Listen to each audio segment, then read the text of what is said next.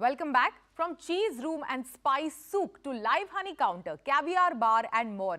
From Japanese strawberry apples, truffles to baklavas, RP Sanjiv Goenka Group's Nature's Basket is stepping into luxury food retailing with large format artisanal experiential stores within newly opened artisan pantry. The first such store from the Goenka stable spread across 12,500 square feet has opened at Phoenix Palladium Mall in Mumbai recently.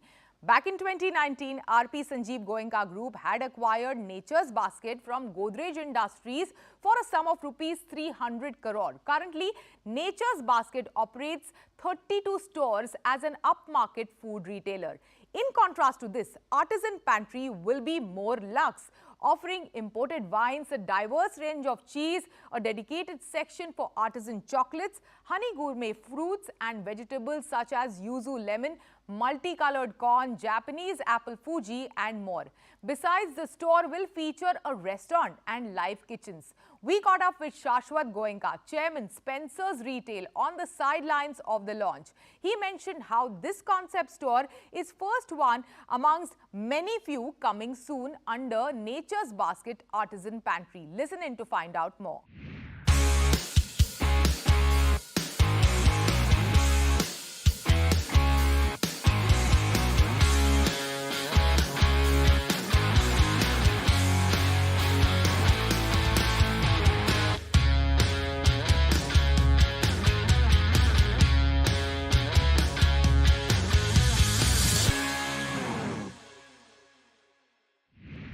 The newly opened Nature's Basket Artisan Pantry promises to take and elevate the customer or the shopper's experience to the next level. To tell us more about this, I am joined in by Shashwat Goenka, Chairman Spencer Retail.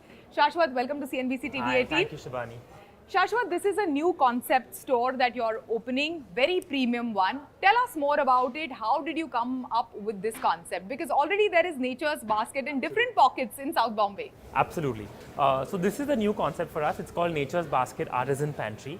And the idea for this is really to elevate the entire shopping experience completely when it comes to buying gourmet grocery.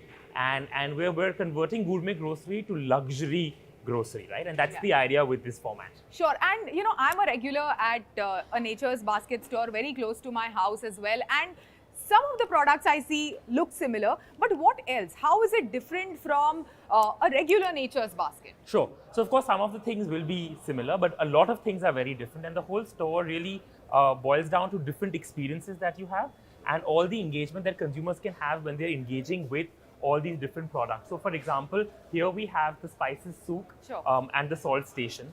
So we've got over 30 varieties of salts from different parts of the world. And you can actually taste each of them before you buy. And on the spices souk, for example, we not just have whole spices, but you can actually get them freshly ground as well. Also, the range of spices that we have in this store versus what we would have in a normal Nature's Basket store, this is significantly a lot more and sourced not just from all corners of India, but from across all over the world. And souk is like, you know, word which we are familiar with the Middle Eastern market. So also bringing that flavor into the store. Absolutely. What else will we see which is different? Anything which is, you know, drawn in, you know, or taking inspiration from any of the global markets? Yes, absolutely. So for example, as we walk forward, I'll show you we have a truffle bar. Which is for the first time ever in India that we're doing, which has got all kinds of truffle products. So not just packaged truffle products like chips, truffle oil, truffle caviar, truffle paste, but we also have fresh truffle as well, black and white. Oh wow, wonderful. And you know, this is the first concept store of this kind that you're opening in Mumbai. Any other markets that you are eyeing apart from this? Absolutely. We'll be opening a second one in Mumbai in Jan itself, and that's going to be in Bandra. And we're opening a third one in Calcutta, in the heart of Aleppo. And I think in the next financial year, we look at the other cities, specifically Delhi and Bangalore. Now tell me something. In 2019, you acquired Nature's Basket. Over the past couple of years, how has it fared for Spencer? Absolutely. So for us at RP, also, you know, we have been through a pandemic in the meantime. Absolutely. So for us, it's been great. I think we turned the business from a loss-making business, which it was when we acquired it, to a profitable business in the first 4 quarters of taking over. And then, of course, the pandemic hit. So we had to tweak our model because during the pandemic, the stores were closed, and we pivoted completely to an online and a phone delivery model. And what was great was that used to be 1% of the business pre-pandemic. Yeah. And post-pandemic, that stabilized at about 15%. Yeah. And that holds true for us. So I think it's overall been a great investment for us. Absolutely. Yeah, but still the focus is more towards brick and mortar stores, how much of your attention is also building up like this whole e-tailing when it comes to the Nature's Basket Absolutely. stores? E-tailing is a very core part of what we do, and for us it's actually omni-channel. So the physical stores are there to give you the experience, to get the consumers exposed to a lot more new things that are there.